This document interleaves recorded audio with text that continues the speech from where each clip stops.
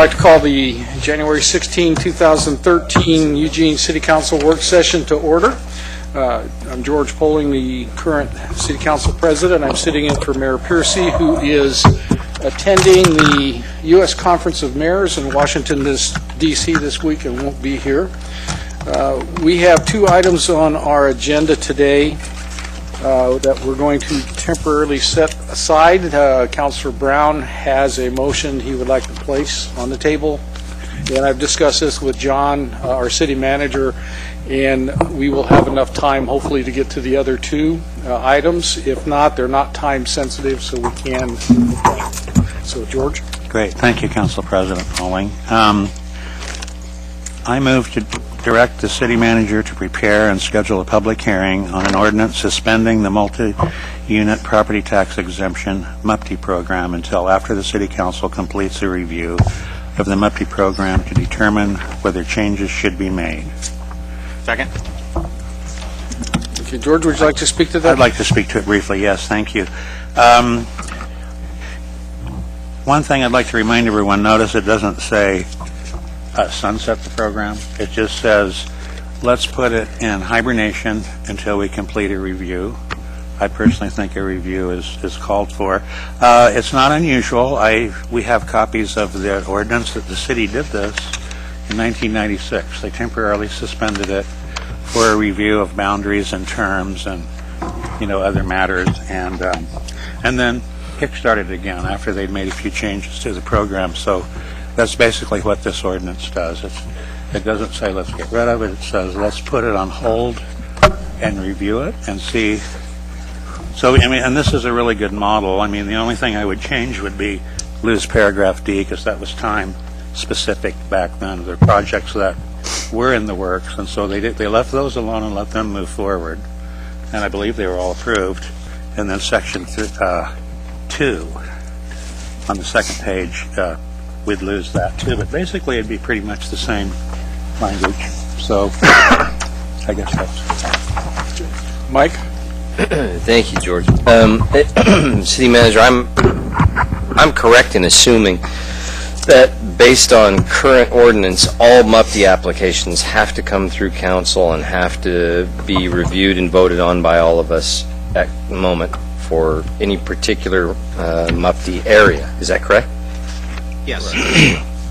So I can't support this because at the moment any project that would move forward that would touch on this has the chance for all of us to weigh in on it and agree or not agree. The only thing we're doing by saying no to all of them in a blanket format is slowing down the possibility of economic development in our community, and especially downtown, until some unnamed future point when we decide to whether or not we're going to make any changes. And so I think it's bad economically for our community, and I certainly wouldn't want us to create an opportunity to another reason why we're saying we're anti-business by just closing a door when we have the opportunity to review all of these on an individual basis. So I certainly won't support it. Claire? Yeah, I'm inclined to support the motion. I think a review of the program would be of value. Do you know, George, was the last time the review was done was when this original ordinance that used an example passed? Do I know when it was done? Or do we know when the last time the council Reviewed the program? Yeah, in a 96. comprehensive way. So 1996 was the last time. So that's a significant amount of time to review the program as a whole. So it's not looking at individual applications. Wait, I forgot. We did change it when we removed the West University neighborhood from the boundaries of the ordinance. But a full comprehensive review was 96. Yeah.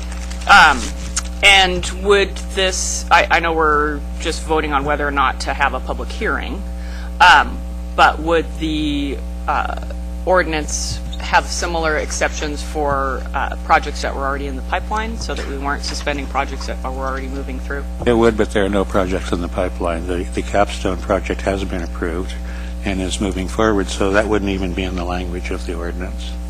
And there are no other, I asked Denny Bro, there are no applications currently.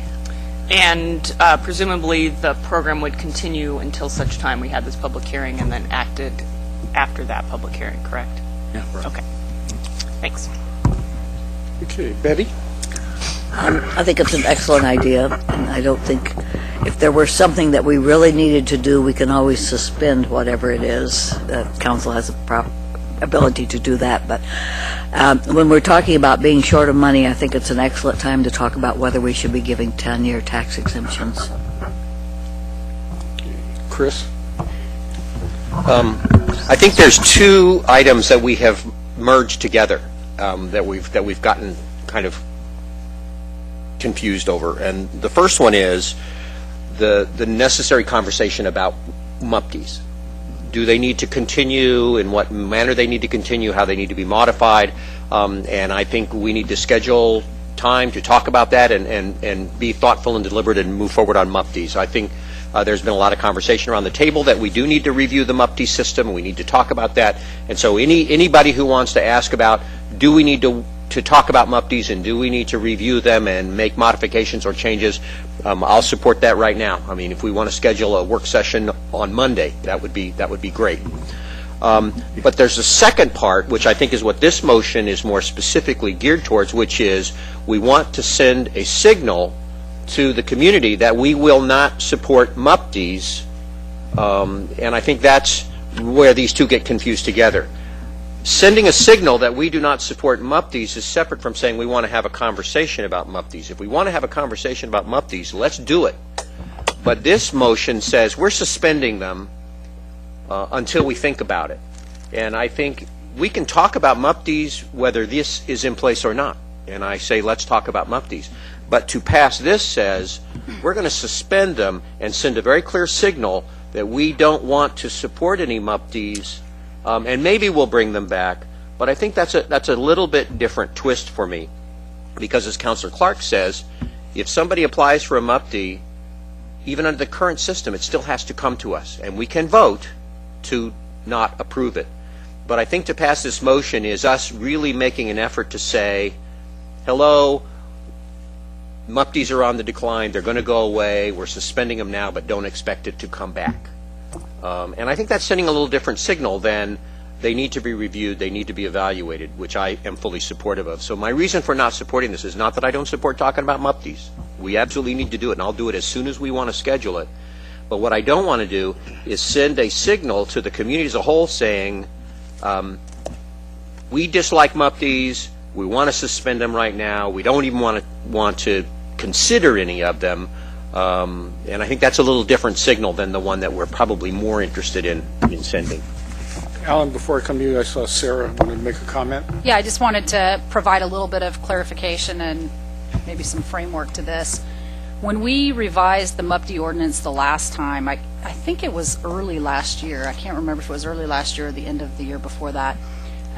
We did that at the time. It included downtown, the West University neighborhood, and the Train Song neighborhood. And what we said was, downtown is something everybody sort of agreed and was in all of the priority plans that we wanted to see increased development downtown. So until we complete some of our work on Envision Eugene and get clear about, where we're going to really try to support growth, let's just have it be in downtown. And so right now, it's only allowed in the downtown area. Our hope was always, one of the last work sessions that we had with you before we brought kind of the entire Envision Eugene package, was a work session where we talked about commercial land needs and how we would accommodate that within the urban growth boundary, because as you know, we're not going to expand the urban growth boundary for those commercial jobs. The only way we're going to be able to do that is to be able to show how we can help make that happen, because the economics, other than, I think, health and in some cases student housing, what was the other one, don't really pencil without some sort of assistance. And so what we had said was, when we next round, we'll be coming back to talk to you about a number of incentives, MUPT being one of them. We have a work session on January 30th to restart that conversation around the MUPT. We will have several more as the winter-spring goes on, because we will have to have those tools in place before we can apply and give our Envision Eugene package to the state, because we can't just say we're going to keep our commercial lands inside the UGB. We have to show how we're going to do that. So those conversations will start on January 30th. So it's not a way far out there. It's a week and a half or 2 weeks out there. Thank you, sir. Alan? Yeah, I'm inclined to support this. I'm a little surprised at your interpretation of that, Chris, that this doesn't say we don't like MUPD. This says that when we were doing the capstone review, when we were doing Vision Eugene, we identified numerous things that we wanted to talk about with regard to MUPD. The problem I have with not suspending this is there is an imminent one that might be coming at us. It's the large 12-story student housing one on Franklin that's going to ask for a very, very large MUPD. I think it's in the $800,000 to $1 million range. And I would be very reluctant to look at that without having done the review before that. It would be a disservice to those folks to have them put that application in and then say, well, we're not going to approve it until we go through this entire process of looking through these different changes, and then we'll get to yours, without being very clear. I think this sends a clearer signal to that we want to look at this before we do any approvals. Because this one's pending, I think that's a disservice to the developer. It puts them in an uncertain position of applying for it because the rules could change. And then there might be an issue about our ability to change the rules once they apply. I think that's also unfair. So I want to head that off. And in particular, the things that I wanted to talk about were Portland's idea that after a 10% rate of return that then the city starts sharing in that upside, should there be an upside, under the theory that we, by giving them a MUPD, enable the project. Otherwise, the project wouldn't go forward, so therefore that's true. And if we're doing that, then the public should get some benefit should the rate of return go beyond what's expected. So that's one of the things I want to look at. I want to look at community benefit agreements. What does the community get beyond the jobs and the investment in the community in dollars in terms of the building, about how those companies that are going to make an enormous amount of profits can give something back to the city. And then I'll talk about it just recently in the paper. There was a conversation about whether or not MUPD should be a lead building incentive program. I think that's a worthy thing to talk about. So the fact that one's coming and it's in the queue really that's why this is coming up now, I think. It's not because we're saying MUPD's bad. Maybe a friendly amendment to the motion would be to have this suspension be for a time certain, so that we suspend it for, so we're going to have this meeting at January 30th. I don't know what an appropriate time would be, but maybe we can have a suspension for maybe 2 or 3 months after that meeting to be able to conclude that process and then say, okay, now the rules are different, or they're the same, depending on what we do, and we can move forward. How long, what would be an appropriate time, do you think? It's hard to know without knowing how the conversation will go and the different things you're going to want us to look at as you approach it, or what the kind of timelines are. I'm looking at you in terms of how long from a time we finalize all the things that we might want in a MUPD We'll then need to adoption. to have a public hearing on an ordinance change with the same notice issues that I discussed Monday night. But what you could do along those lines, Alan, is to put a date in, and you could put 3 months out, and then you won't have the public hearing on this suspension ordinance, if you adopt this motion today, until mid-February, just given the timeline for getting the ordinance posted and notice out. So if you gave direction today to draft the ordinance with, it's suspended until April 1st, May 1st, once we get through April 1st is a good day. Get through the work session on January 30th, you can decide whether that's the right date, and then when you act on the suspension ordinance, you could always change the date. Would you like a second round? Yeah. Okay. All right. Before we go into the second round, I'd like to, my 3 minutes worth. I think I'm glad, Glenn, that you brought up the timeline, because it basically we're looking at the end of February, possibly before this, if this motion were to pass, before that would actually start taking effect. Is that correct? Right. Yes, the council couldn't act on this until after you held the public hearing, after we gave the notice, and then action after the public hearing.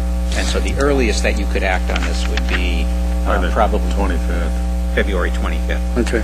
Well, I think that, I don't think there's enough, with the pending work session that we have, with the discussion coming up about possible changes in the current MUPD program, I don't think we have enough information at this point to basically suspend the program.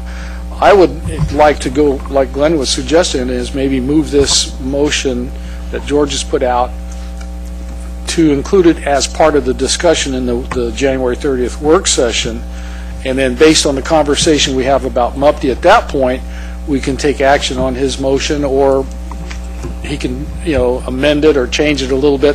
That way, there's still that flexibility of us being able to work to make the changes in the MUPD program. And also, by suspending it, I'm a little bit, like Chris was saying, I'm a little bit concerned about the unintended consequences with the future, either whether it be commercial or residential development going on, with what we as a city are looking for with the high-density housing or the higher-density housing with the Envision Eugene, and who knows what else. I think that that 10% rate of return is a good conversation piece to have in that January 30th conversation. So at this point, I'm just not comfortable supporting the motion because I just don't think we have enough information. I would, like I said, like to see it maybe incorporated at the end of the conversation of the January 30th work session. Okay, Greg? Thank you, Council President. Since I'm new to getting kind of up to speed on this, can someone explain to me what the sense of urgency is, the need for that suspension? Maybe George, you can do that. I know you said about the pending, possibility of our 12-story new development over there on Franklin, but I just think I just think that you need to have the conversation before you do some kind of suspension of city, ordinances. So that's the way I feel about it. So. Okay, going into the second round, I have George, Mike, Alan, and Betty so far. Well, I think there is a certain sense of urgency. We've already heard about one interested developer. I will guarantee you there's other people out in our town right now walking around looking to take advantage of programs like this. And Portland suspended temporarily their LTE, Limited Tax Exemption Program. They've done that twice, and they took a comprehensive review. The last time they finished, they called it the Big Look, and they looked at a lot of other programs too, and that was just finished a few months ago, I believe, and they added an interesting feature of tax exemptions for developers who build houses that would then be purchased by people of limited means, lower income people, and they gave them tax breaks for that. So that could be incorporated into the review. And our city council did it one time too. They did not get rid of the program. They merely put it in hibernation. I didn't research how long it stayed, kind of in the deep freeze. I just think, and I like the language here, paragraph C, it would be in the public interest to undertake an evaluation of the program at this time. And that's how I feel, that's how the council felt, 16 years ago. So we're not sending a signal, we're anti-business, we're not sending any confused signals. This is a program that we offer, and there are benefits to the city, and then there's also some 10-year liabilities to the city because we can't collect the property tax. So I like the language. It's prudent to review it. We're not telling anyone, anything negative. We're just saying, hey, we think it's time for a review. To look at the public benefits, maybe to check the boundaries, maybe to, I mean, it was supposed to benefit downtown. Well, because of the different overlay zones, the one sector on East Broadway, I'm sorry, that's not downtown by any stretch of the imagination. Really, it's towards the university. It's not anywhere really near down. It's like 4 blocks away from downtown. So, it's. I don't see what the controversy is. I made the work session request in June. It was approved then. That's almost 7 months ago. The meeting at the end of the month, this will be part of a much larger conversation, and I don't believe that we'll have enough time in one work session to fully examine this thing, especially if it's included with other topics, Envision Eugene, other broad topics. There's just no way to do that. So we can easily sunset this, not sunset it. That's exactly what I don't want to do. I don't want to sunset it. I want to review it. But we can put it on hold for 3 or 4 months or however long it takes to have a thorough discussion. It's not that big of a deal. Mike? Thank you, sir. Alan mentioned a couple of times that he didn't think MUPTs were a bad idea. It's just that we ought to review the process. I don't mind saying that I think MUPTs are a terrible idea. I think they're horrible public policy. I am against them as a general rule.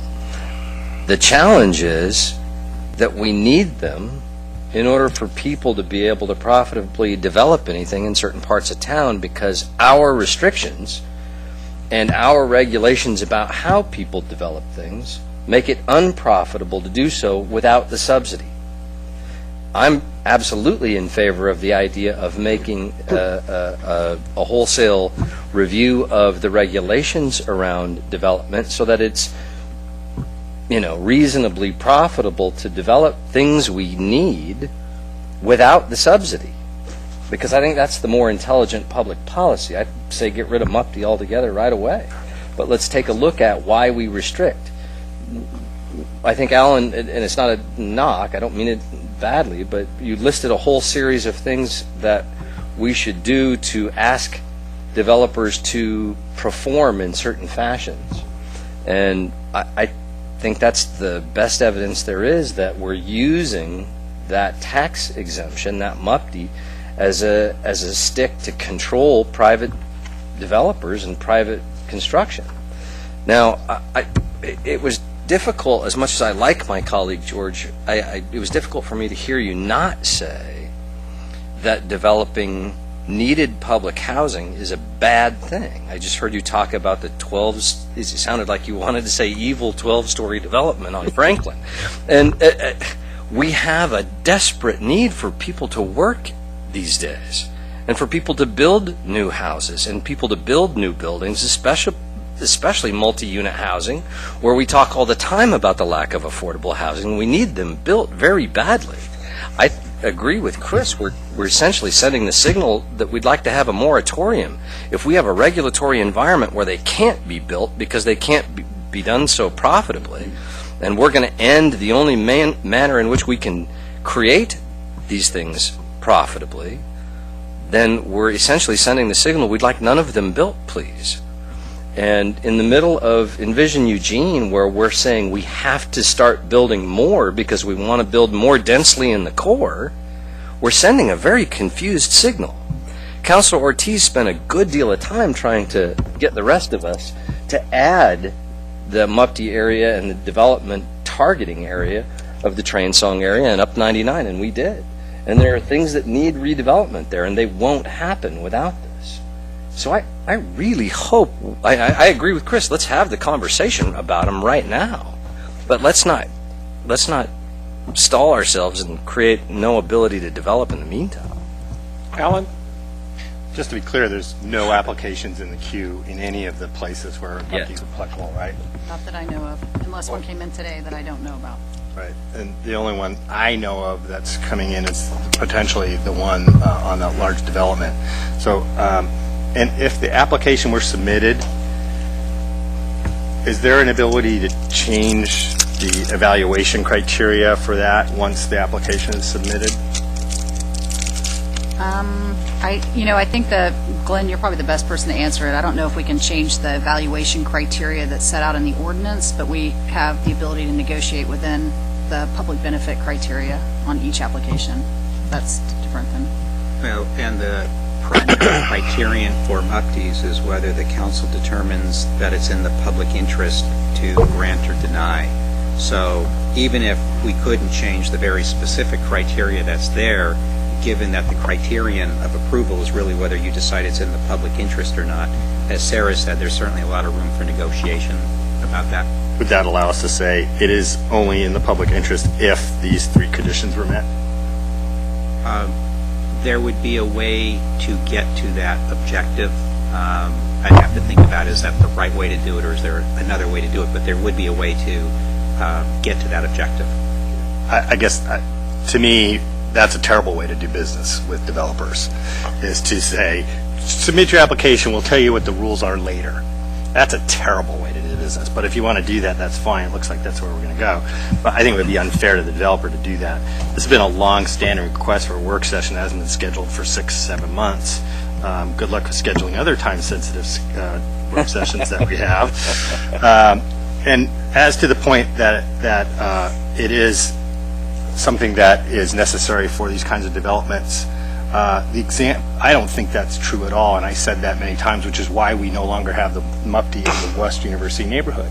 Since we have had that expire in the West University neighborhood, I drove around last week and looked around. There are at least 6 to 8, I can't remember the exact number, 6 to 8 projects that are going on, that are building, that didn't apply for MUPTI, that are being built in that neighborhood. I'm not going to say I told you so, but what I said was it wasn't necessary to have those projects go forward to have a MUPTI, and what we've got is a large number of projects moving, and so it was clearly not needed in that part of the neighborhood, that part of the city. And I don't agree that the tax exemption is a stick.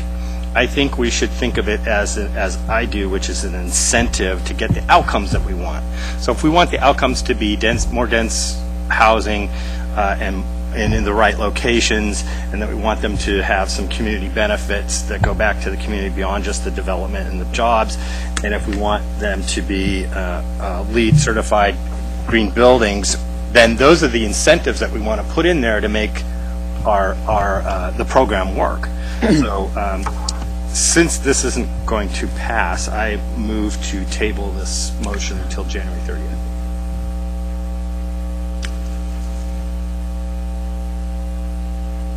Do we hear a second? I'll second. It's not debatable.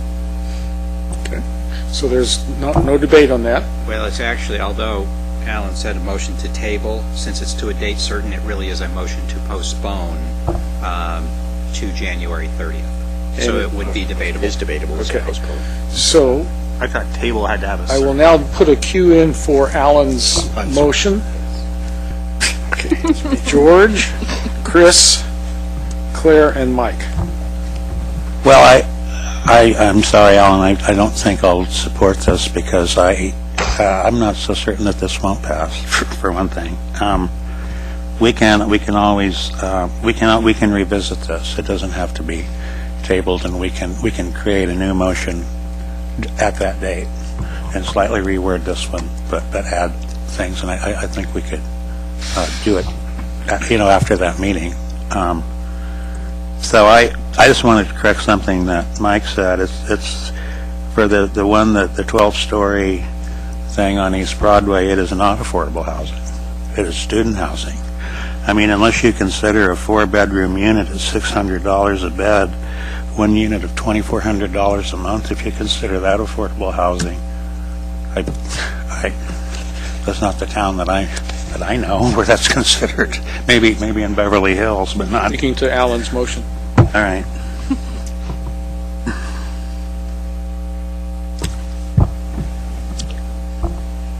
You done? Oh, I'm done. Okay. Chris? Thank you. I appreciate the motion to postpone, and I think it's a conversation well worth having. Some really good points have been raised. It is very, very possible, in fact, I would even say likely, that we have overused MUPTI, and definitely it needs some conversation in terms of of how we can make MUPD be much more effective at achieving what we want it to do. If we can have that conversation on the 30th, I think let's get as much of it done as we can. And then we can talk about suspension at that point. I think that if we want to do it at that point, I would feel much more comfortable doing it at that point. I don't think the City Council wants to send a signal that it's anti-business. I don't ever believe that. I think that our effort to try to do something today, for me, was kind of what exactly is the point? What happens if you do? What happens if you don't? So I think the notion of saving it till the 30th, at least for me, makes it more clear. I'm much more comfortable with it. So I appreciate that offer. And I do look forward to the conversation. I really do think we need to talk about MUPD. We have needed for a long time. So I'm glad it's on the agenda and we do have the opportunity to talk about it. Clear. Thank you, Council President. I'm just interested in having a deeper conversation about the MUPD program. Whether or not we suspend it while we have that conversation, I think Councilor Zelenka has good points about why suspension would be more fair to folks who may be considering applying for the program. But my real interest is some kind of comprehensive conversation about the program. I don't think we could do that just at the January 30th meeting. So my interest is trying to move this council towards having a comprehensive review and conversation about the MUPD program, whether it's suspended during that time or not. Okay. Mike? I tend to agree with Claire on almost everything she said, except for the first part. I would love to see us have a comprehensive. I would love to see us have a comprehensive discussion around MUPD. And as I mentioned, I'm not a huge fan. I think there are better ways for us to deal with seeing a similar result, seeing the goals that all of us want to see.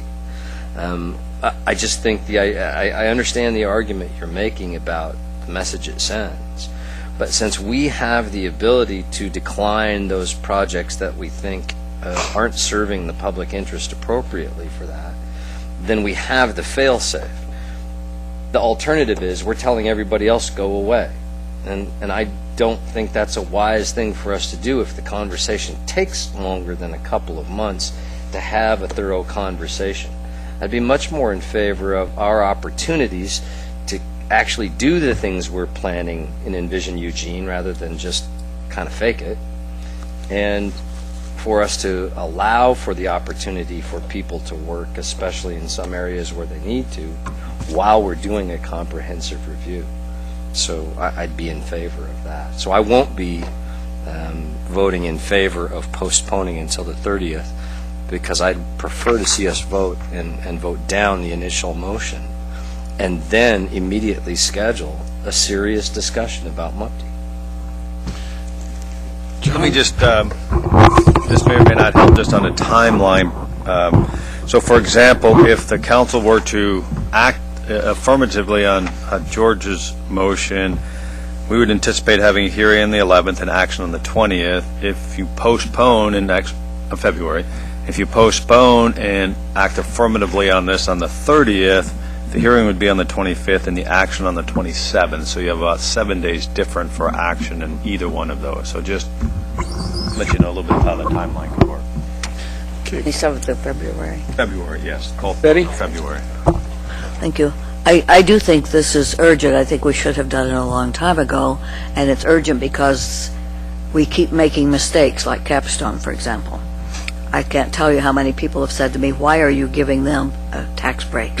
And there are people all over town who would like to have tax breaks, and they might be willing to upgrade their homes and make them more energy efficient and do all sorts of things for a 10-year tax break, because that would pay for whatever they do.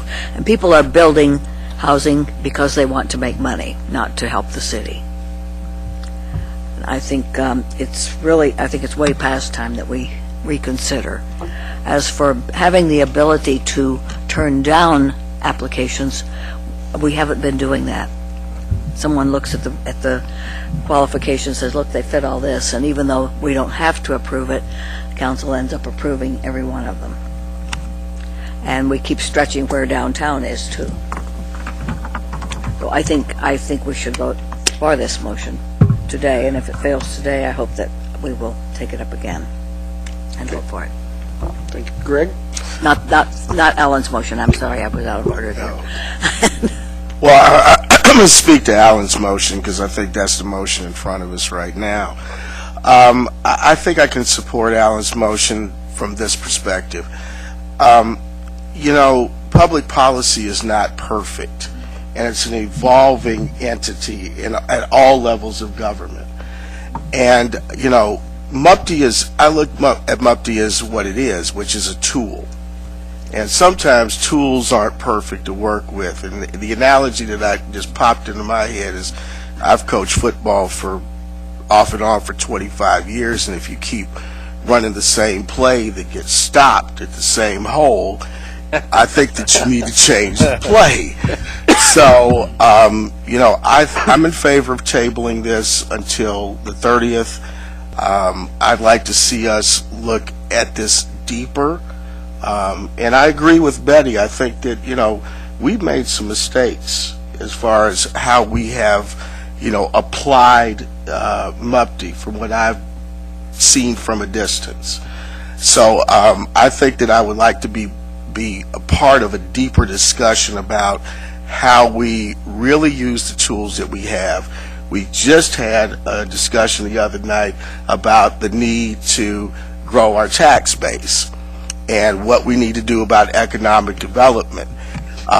This is a part of that conversation in reality. It may not be a big part of it, or it may be a big part of it, but it's a part of this conversation. So I really, want to see what we can do to grow our tax base, but not irresponsibly, and not necessarily be in a position where we're giving away the store. I like to have negotiating tools, and that's the thing that I try to work around. If we can get some negotiation and we can get some compromise and we can work a win-win situation, both for the city and the developer, and if it's a good development, then I'm for that. But if we are going to be taken for a ride, I'm definitely not for that. And so, but I want to have the carrot and stick kind of deal to where we can be able to affirmatively negotiate with anyone who comes in here with any kind of proposal of that nature. Okay, we're coming up on 40 minutes on this discussion. Alan, speaking to your motion? So I learned something from city attorney. A motion to postpone is to a date certain, and a motion to table is basically with no date on it, and that's not debatable. Motion to postpone is, so clarification. So mine's actually a motion to postpone. If we did postpone it to the 30th, that doesn't mean we have to take action on it on the 30th. We could defer that to later, depending on how that conversation goes. I was trying to get us to move on to the next item, so I do think if we're contemplating changes, and I think we are. Everybody said we want to look at that. Then sending a signal out to the development community that this program's in flux. Go ahead and submit your applications, but it's in flux, so we're not sure exactly how it's going to work. It's really a bad signal to send. It's not that's an unfriendly business signal. This isn't, I don't think, intended to be a not business friendly amendment. I think actually it's a fairness issue for me. So when we do come back on the 30th, the four things that I would like to see on that agenda are that we talk about the Portland share the upside after 10% rate of return, community benefits agreements, whether or not there should be an incentive for lead buildings, and the other one, Portland it's only for affordable housing. I'm not sure that I support that, but I think that's something we should discuss. Okay, Mike? Yeah, Alan has just ticked off several things that we might use as an agenda for a discussion about MUPTI. I have several others. One would be the regulatory environment that we've created that, despite the discussion here, the information presented by Alan, I think it's clear that the regulatory environment we've created makes it unaffordable and unprofitable to develop multi-unit property buildings without it and still maintain adherence to the regulations. So I'd like us to look at things like FAR, the things that are a part of the regulatory environment that have to be negotiated in order to make a MUPD a reason why people need it to build something profitably. Okay, if anybody else has any ideas for the January 30 work session, let's get them submitted, make sure we all get them in a timely manner so staff can get to it. And Greg, thanks for bringing up your past experience, because I know there's a large university nearby looking for a new head coach. Unfortunately. And with that, I'm going to call for a vote on Alan's motion to postpone until January 30th. All in favor? 1, 2, 3, 4, 5, 6, 7. All opposed? And 1 opposed. So it's postponed. We'll now move on to Mr. Reese. Yeah, How Mark. do you want to do this? Mark. Yeah, We'll just have Mark, why don't you come on up and we'll step aside and you can do your thing. That's longer. Do your thing. We're all worked up. Okay. Our next item is a tri-annual report to the City Council from our police auditor, Mark Gissner. Mark, I'll just turn the meeting over to you. How'd you do that? I'm not sure. I shouldn't have, probably. Thank you, Mr. President. Am I sharing time with the fossil fuel discussion, or is that postponed? I'm sorry, sir.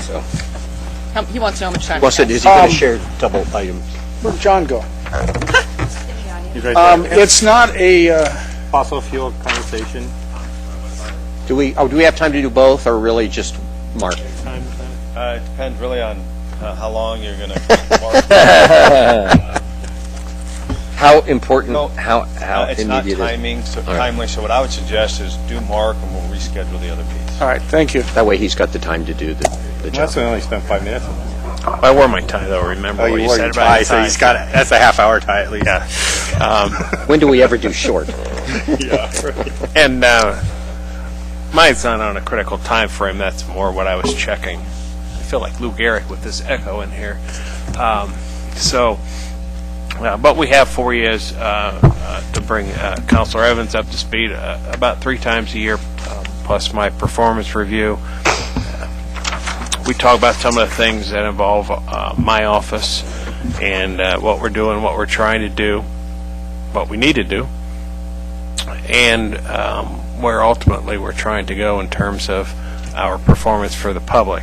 So this is one of those times that I scheduled about 3 or 4 months out before the MUPD discussion, which I don't know what that acronym means, so I'll have to look it up when I get back to my office. On the second page there that we passed out is just briefly how we list our complaints in May. Depending on the time as we'll present our annual report, so you'll get a few more details. Our complaints are down marginally compared to last year, and those include investigations that are conducted perhaps on vehicle pursuits. We had 2 deadly force situations this year. There was 1 last year. This year 1 involved a firearm and 1 involves a vehicle that's still pending.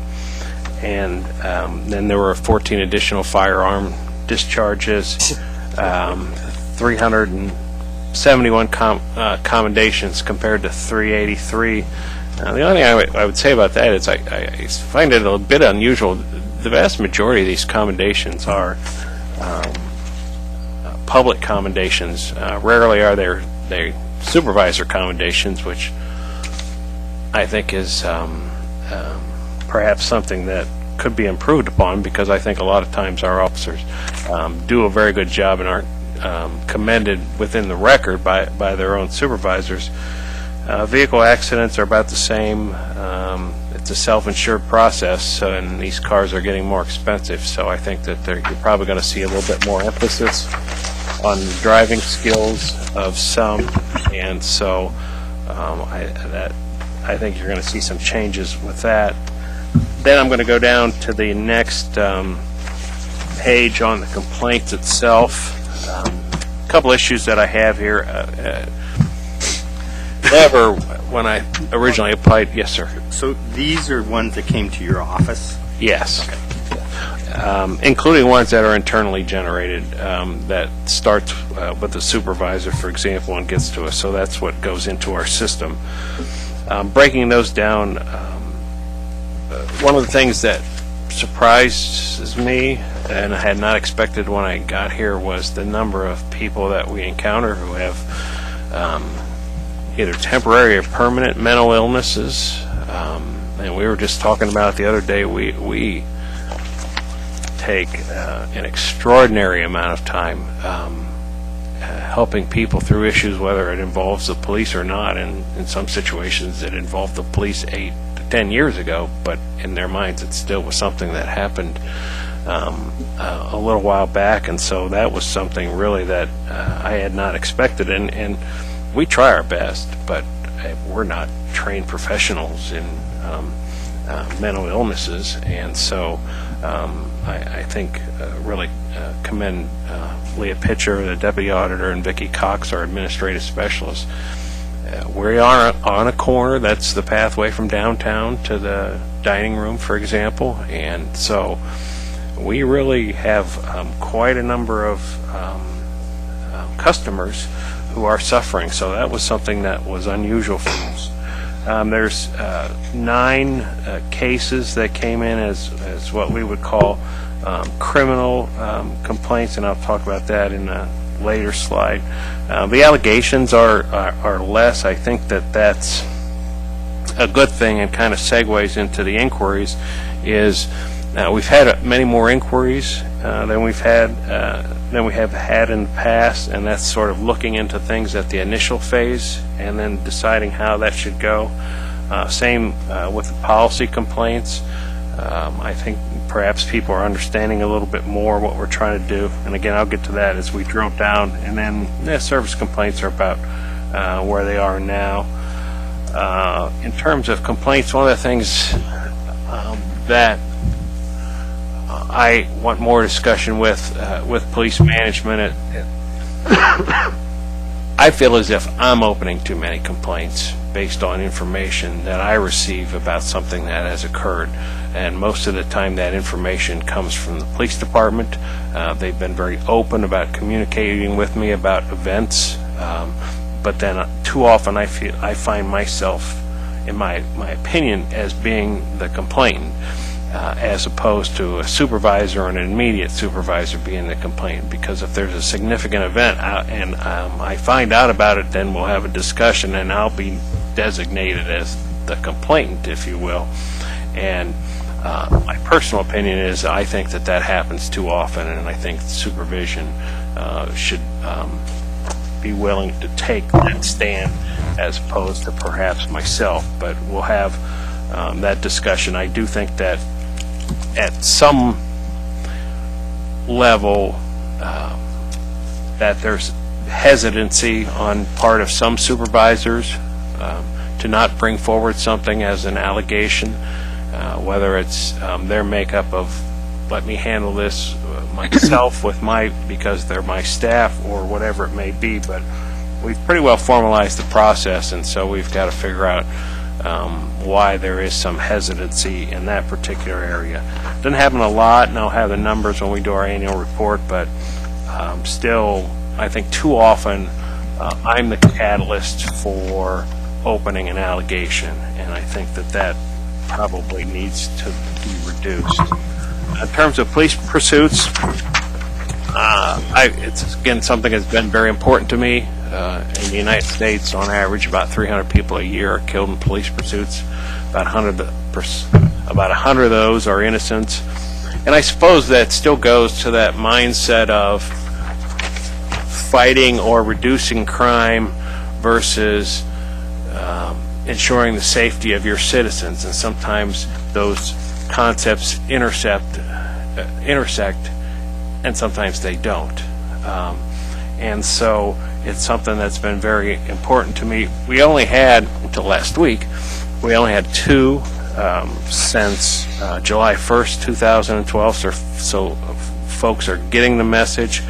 As of today, I know that based partly on a couple pursuits that happened last week, that there has been a tactical change that is supposed to occur with these pursuits.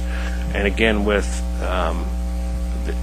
the interest of public safety over sometimes reducing crime being foremost in what's important. And we also want the public to understand in pursuits that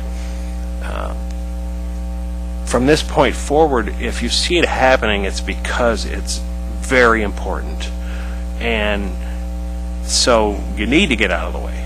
You know, it's for rapists, robbers, and murderers, and for folks for some lesser offenses and property crimes. Then there's a different tactical approach that needs to be taken in terms of setting up perimeters and getting agency assistance from outside versus driving quickly through our neighborhoods.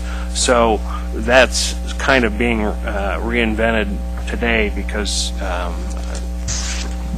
with the events of last week, sometimes you wonder again where those priorities are in terms of ensuring public safety. So it's been a point of emphasis for me, and there has been disciplinary actions, and I've opened several of those. Real quick on the firearm discharge thing, unless anybody's got a soft spot in their heart for Nutrias, or is it Nutri-I? I think we got a Dr. Taylor, I'm not real sure. Is it Nutri-I or Nutrias? But Nutrias? I don't want to see you shooting, but we should pay $5 a tail. Yes. It's an animal that I'm not familiar with coming from Ohio, so I don't know. Mike knows about them. It's not supposed to be here anymore. All right. Rats. They're from South America. So, yes. So there was actually one on a playground where there were children out playing, and so Nutria or the children? the Nutria, and it was You should apparently see some neighborhoods not where they... playing well with others, and so it was a delicate situation for them to handle. But beyond that, that's what we had. In terms of the criminal investigations, I know there was a discussion about that at the police commission. Sometimes, quite honestly, it can be somewhat benign, and sometimes they're pretty serious. And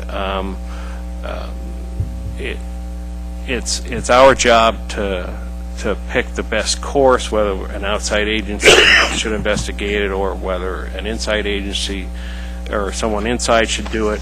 I think the most serious ones are farmed out to outside agencies, which is helpful in one sense, but it's not helpful in the other, because quite honestly, in the region anyway, I think that the Eugene detectives, probably based solely on volume, have a greater skill set than perhaps OSP and Lane County just really doesn't have the resources.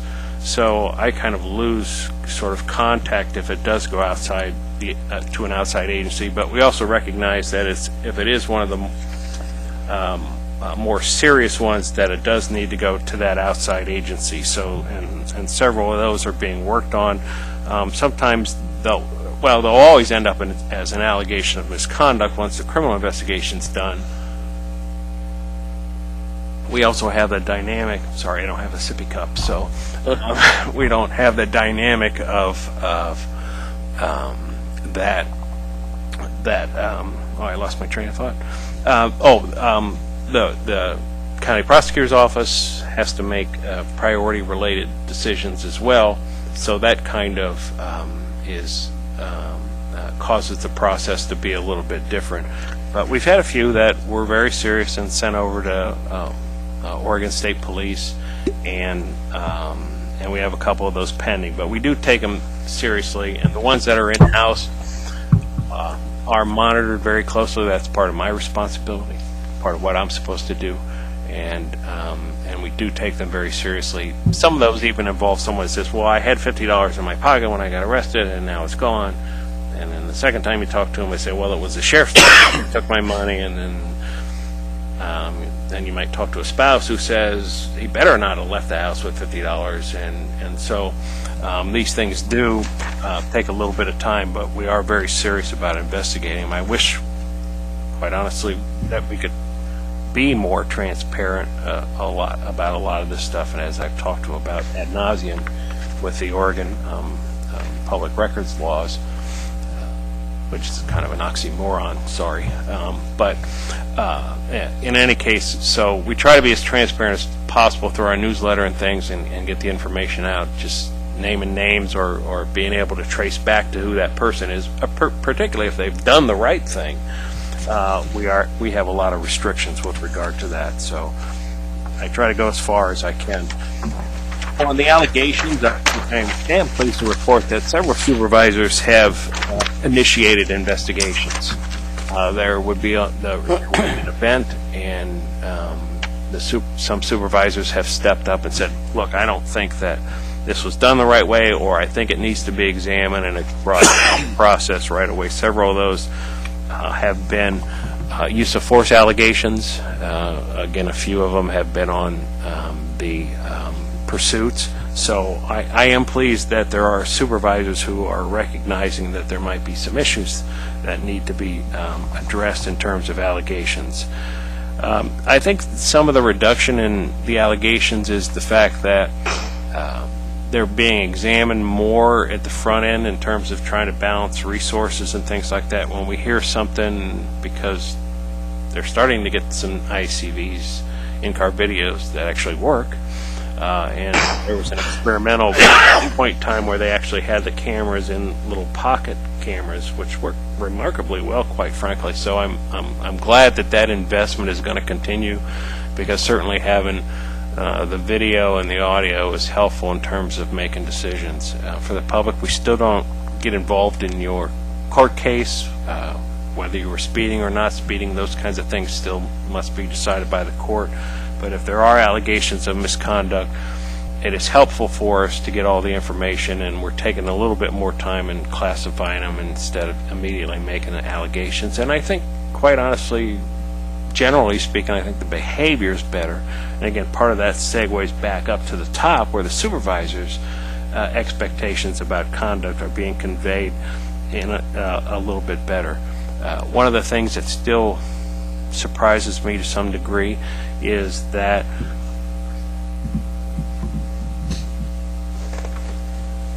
the things that go on in the department, especially things that maybe where there are policy violations and things don't go well, aren't openly shared with, if you will, within the locker room. I mean, there are people who, in the department on one side of the locker room, who don't know what's going on the other side of the locker room in terms of bad behavior and discussions of bad behavior. And so, again, because a lot of these records are so protected for public employees, it's difficult to try to reconcile that. And so we're talking about trying to work these out through debriefs and things like that, but as I'm learning is there truly people who work different shifts and things like that sometimes never hear about some of the bad behavior that occurs, and more specifically doesn't hear about whether there's any discipline or anything like that. So which is often the case, I find, is then that these urban myths start to take off because people just have nuggets of information, but they don't have all the facts. And so trying to reconcile all that has been a real challenge for us, because we don't want the urban myths to be floating out there if people don't have all the facts. And again, coming from a place where it's a lot easier to get all the facts to a place where it's not, I'm starting to see that it truly, as I said before, some people on offense don't know what the defense is doing, if you will, and the other way around. So I think we got to figure out a way to better communicate some of the things that are going on. I think about the taser number will be about the same because it's such a high-profile thing in this community. They don't. It's pretty rare for them to use tasers because of those types of factors. And I think the response on force has been pretty good. what we've seen a little bit of shift of is, and we saw this in Cincinnati in the 80s, is it used to be where people, when, if you will, if they were fighting with officers, it was just because they were trying to get away. And several times this year now, we've seen where after they've gotten away, they've turned back around to engage offensively in combat. And so, again, we saw that starting to occur in the 80s in Cincinnati. So there's that awareness as well as making sure there's going to be enough people there. On the next page, just some of the things we've worked on. We had an incident a few years back with a K-9. And and the use of force review board identified several problems with that, and so I went back about 2.5 years later to audit the K-9 program to see how they're doing, and I really think that there's been significant changes there. The policy still has to be implemented, but the current leadership in the K-9 program understands the dynamics, and now the bite to capture ratio is actually what is considered exceptional in the industry.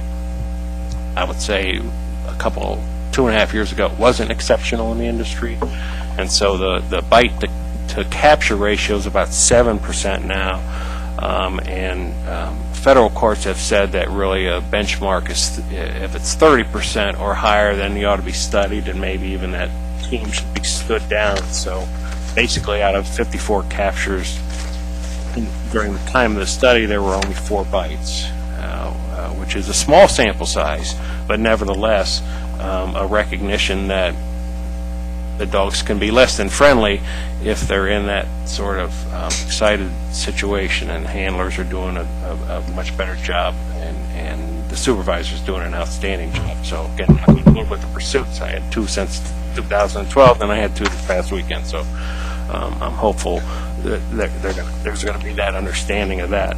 At the NACO Conference, National Association of Civilian Oversight of Law Enforcement, I was part of a panel on uses of deadly force. We've started community forums, have had sort of a soft opening like a restaurant. We had a couple people for the search and seizure thing. We have a forum on use of force tonight, so we're just getting out in the community, and anybody wants to talk about some of these issues and what our standards are and how we review things. Tonight's at 6 o'clock at the Amazon Community Center. I don't expect a lot of attendance, just like at the Civilian Review Board meetings, just like your council meetings, unless there's a hot button issue. Folks don't normally come out for those kinds of things, so we've seen that as well. The CRB heard 9 or 10 cases this year. I put 9 up there thinking that's what it was, but I'm not sure. In any case, and George has been to, George Brown, Councilor Brown has been to some of the meetings, and they're really an outstanding group of contributors, really learning the process, not afraid to make decisions. We had a case fairly recently that they pointed something out that we all missed, actually, and so we found great value in that, and they challenge people. I think there's 3 lawyers on the panel. I'm not a lawyer, so that challenges me as well, and but they're really doing a great job. I know probably in October we're going to have at least 1 opening, and I hope folks in the community will step forward with that. Our new chair is Stephen McIntyre. Another thing that's always a challenge is the assignments in internal affairs are always about 2 years in the organization, so I'm always training, it seems like, and I've had willing students, if you will, but still sort of kind of when you really get them with the experience, then they move on to something else. But I think they also learn a lot during that. What we're planning in 2013, more community forums.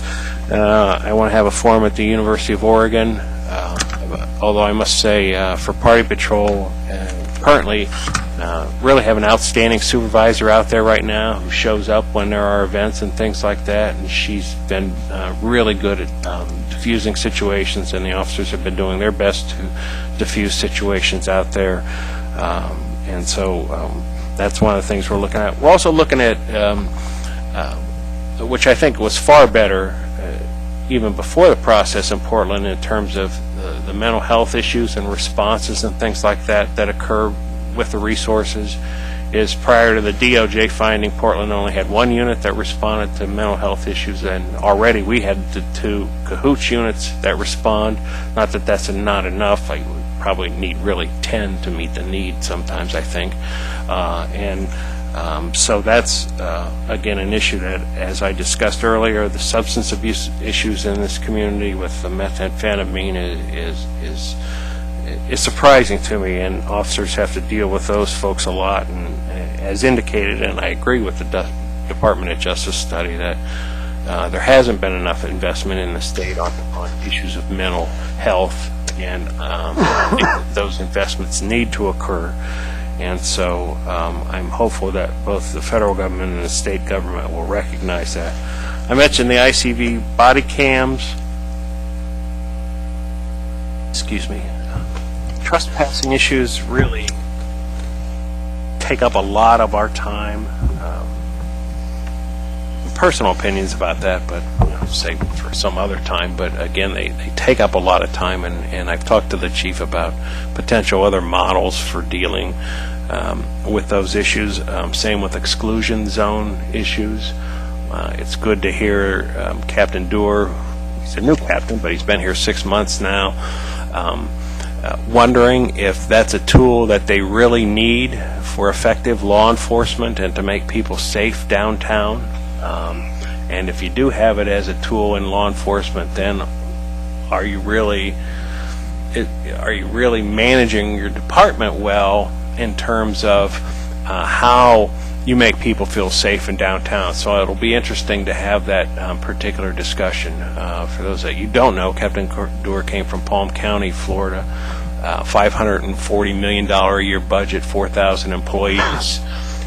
He's seen a lot in his career, and so having that depth of experience, unlike the Eagles, with a guy who's only been a head coach for 4 years, here's a guy who's had an awful lot of experience in an awful lot of situations. And so he himself, and I hate to put words in his mouth, still wonders is that a tool that they really need, especially with the jail situation and things like that anyway. So it'll be interesting to see, especially this summer, the changing dynamics. You may have already seen the changing dynamics downtown in terms of, even though there's the same number of contacts, I think there's less number of citations, there's more discussion, more warnings and stuff like that. And one of the things, of course, I've advocated, for example, is some signage for like the skateboarders and the bicyclists about knowing where you can and cannot. San Diego has some very nice signs in their downtown that sort of spell out what the rule is, so people have a better understanding of where they can and cannot ride their bikes on the sidewalks. My office just goes right on the sidewalk, and I can't tell you that there are a number of times where I've almost been run over, but there's still no signage that says you can't ride in this particular area. So I'm hopeful by informing the public more about what they can and cannot do, that we'll have less complaints, less time devoted to that, so we can be more helpful in the more serious issues. The only other thing, pardon me? Yeah, that takes up too much of my time on a lot of the complaints I get about the exclusion zone and people not really understanding sometimes even the boundaries, and it's the same complaint over and over again. So then, is there a better way and better methods to ensure the safety of folks who are downtown? And the sense seems to be, yes, that there are other tools that can be used in terms of deployment of officers rather than just having this exclusion zone issue, again, particularly because there's that resource issue as well. But you haven't had a formal complaint, have you? We've had advocates who have raised the issue on behalf of others. Typically, the person who receives the exclusion citation is a veteran of the criminal justice system. It's rare that veterans of the criminal justice system file complaints. Rapists. Veterans mean? People who have long criminal records. People. System many times. Career criminal. Well, I was just going to say, let's call them what they are. Yeah, but okay. Yeah, we don't get complaints from rapists, robbers, and murderers, and Yeah. and folks like that. Typically, we get complaints from people who have had rare contact with the criminal justice system. Now, I must say the age of our complaints still is a surprise to me. I'll bet our average age is in the 40s. And where I come from, in every other city I've had experience, it's usually like 17 to 25 is most of the people who are arrested, most of the people who complain. I don't think we're anywhere near that in terms of the people that are arrested in this community. It's like people that are 35 and over seem to be the ones who get most of the arrests and who have, as you indicated, long criminal history. So that's an interesting dynamic for me as well. And we had a lot of folks lately we've got a lot of folks who are upset, particularly in domestic violence situations, because one person or the other person is not being arrested. What I'm finding is officers are trying to mediate those situations on the scene, because again, quite frankly, they know that if you take someone to jail, they're out in a couple hours, and then they're not real pleased with the person who called the cops on them in the first place. And so you're not really fixing a situation. So now I'm seeing more complaints about from folks who are like, well, why didn't you take them to jail? And it's because they know what the outcome's going to be. And so they try to mediate at the scene and try to get people to talk it out more. So we get a lot of complaints from people who are upset that someone wasn't arrested, quite frankly. And so, again, something that is different. And so the other things, and I'll go to that last page because I know I want a little bit of time and we're running out of time, is that still trying to figure out what success means in terms of policing, or what success is in a SWAT raid. Is success a peaceful surrender, or is success busting through the door and arresting everybody and doing those kinds of things? So that's a discussion that we're having sort of on an ongoing basis as well, is how you, other than reducing crime and protecting public safety, how are we defining success in events? And so I think that I'm hopeful that we're going to have and we're having fruitful discussions about those kinds of things. So I'm going to have the rest for questions. Okay, Claire's first.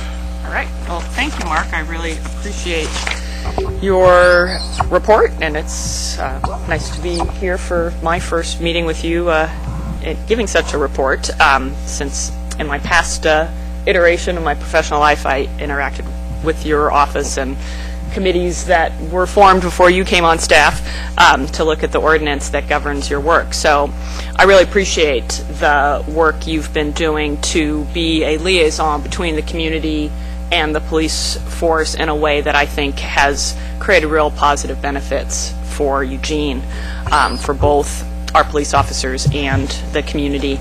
I just had some questions on what you reviewed with us here. When you're talking about criminal investigations, those are criminal investigations of officers, correct? Yes. Yep. And you had 9 listed as the number. So is that 9 officers or 9 allegations of criminal misconduct? 9 allegations. I think that in every instance it was, well, except for a few instances, it was individuals, but if there's 3 or 4 officers at an arrest scene and someone claims that, there was one person who lost a ring who later determined was just so heavily intoxicated that there was no way that person could be considered credible under the circumstances. It was still a very in-depth investigation. I think there's appreciation for how the community feels about those kinds of things. But typically it's just a one-officer thing, and it might be something that occurred in their personal life. It's still going to be looked at in a criminal investigation. Well, and I appreciate your comments about public records law and the restrictions that are placed on your office by that, and also personnel records. But presumably, if there were charges filed against an officer, just like if files were filed against me in court, those would be a public record. I mean, that wouldn't be You're right. done in right. behind the scenes. So, I mean, there is transparency there if it gets to the level of, yeah, there's a prosecutable situation here. And fortunately, we haven't seen that, so that's good to know. Just on your comment about community forums and the fact that you don't necessarily get big turnout for those kinds of things unless there's some hot topic. I know you're always having to balance your, overall workload against the value of spending time doing that kind of outreach, but I'm very glad to see that that's part of your work plan. I think that's a really important way to create more of an open door atmosphere for your office and really be out in the community, and irregardless of whether you get 3 people or 30 people, sometimes it's a matter of who shows up to those events that can really make a difference, that person goes back and shares with others the experience they had with your office and the work that you're doing. And I think that just, again, adds value to the work that you're doing for the community. I was curious if you're going to have any interaction or conversation. You said you're going to have a forum at the U of O. I know you wouldn't have any jurisdiction over the U of O Police Department, but I'm just wondering if you're having any conversations or interactions with the university around their transition to a full police force on campus. Not till the very last days of the previous president. The president of the college. Yeah. So. We did hear at public comment, and I've heard this complaint before. It was probably a more serious complaint back before they were an actual police force, that their uniforms are incredibly similar to EPD uniforms. It's very difficult for people to distinguish between the two departments, and I know we don't have any influence over how they dress their officers, but I just, little heads up, you may hear some complaints along those lines, or you may hear complaints about U of O officers. We do on occasion. Yeah. That you don't have jurisdiction over. The second round, Claire? Sure. I just have 2 quick questions. Thanks. Okay, thanks, Council President. Mark, I'm a little, I'm quite interested in the fact that the racial profiling issue dropped into the miscellaneous category. Anecdotally, I get a lot of people who come to me in my professional capacity and then in my community capacity with a variety of complaints about negative contact with the police force that they believe is generated by the fact that they are driving while black, walking while black, riding your bicycle while brown. And these things, you may not hear a lot of these complaints because people have a significant distrust of not only the police department but the criminal justice system in general. The other issue that I would like that I didn't see appear on here is the issue of gender harassment.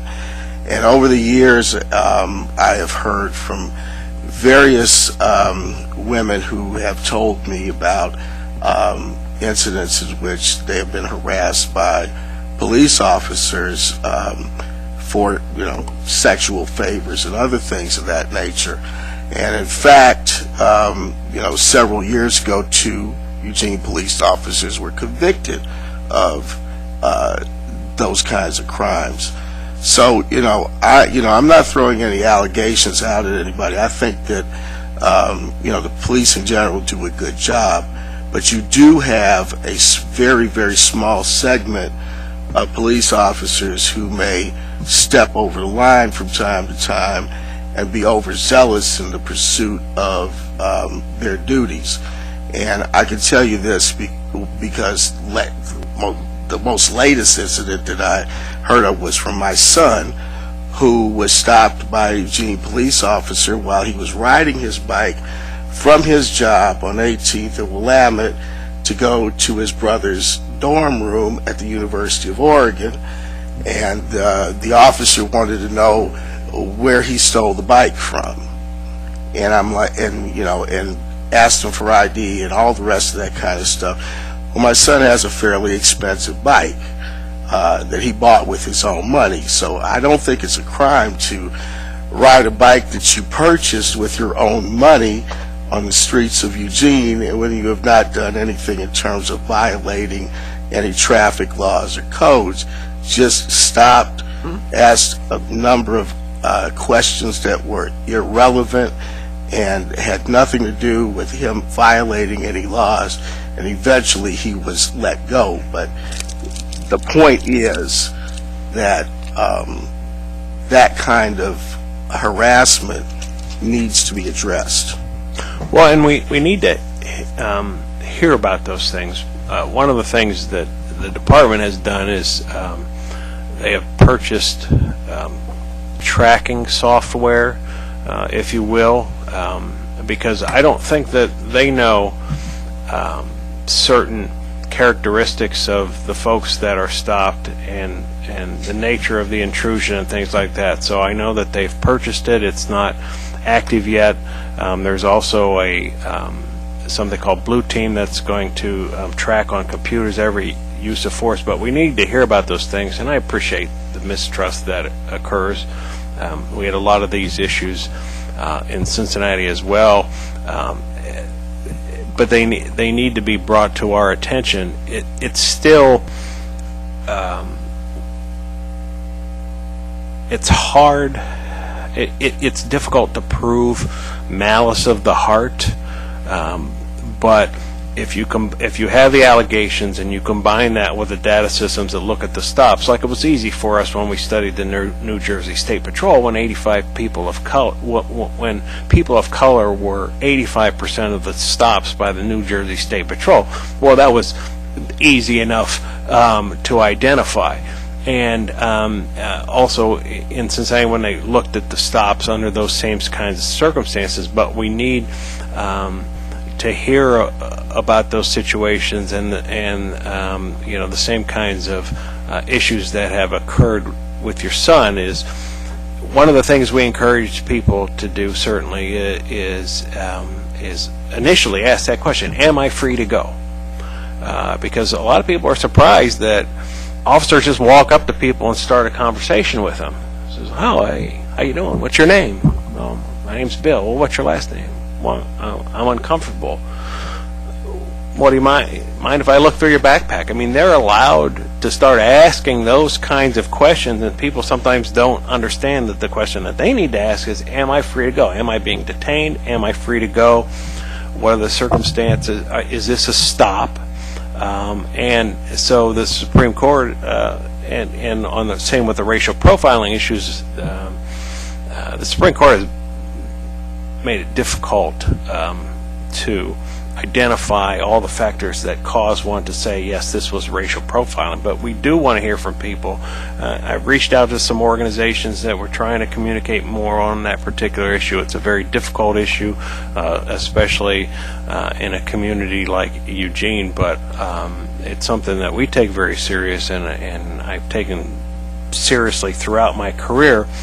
But as you said, sometimes it's very difficult for people to come forward. We know disproportionately what the criminal justice system looks like in America, and we know disproportionately what the prison system looks like in America. And so the distrust is understandable, but we still need that information so that we can analyze it, because I do take it very seriously. Okay. Alan, and we've got 5 minutes left. Yeah, I'll try to be brief. That's very disturbing to hear about your son's stop. It's just very inappropriate, and I think racial profiling issues are still an issue in this community, because I hear similar things. One of the slides you had in here was about the Department of Justice study recently. The U.S. Department of Justice has said $4.35 billion in cuts from states at mental health programs. Yes, in about the last 3 or 4 years. In the last, since 2009 to 12, yeah. Yeah, and, on average. Given all the wackos that run and shooting people, that's one of the problems with our system, is the mental health system is being dismantled. And here we are cutting it on a regular basis just recently in the last 4 years. I think your definition of success model is a very good way to think about it, kind of what the outcomes that we want to get there. So I support that. If you have any suggestions about the downtown signage, can you get that to us about how you might think about doing that differently? I know that's been an issue that's come up numerous times. San Diego has really nice, unobtrusive, but informative signs, so that would be my recommendation to... Picture of that. That'd be good. Yeah. I know that the U of O I've heard the same issue about their uniforms being the same, and they can't tell if they're UVO or EPD.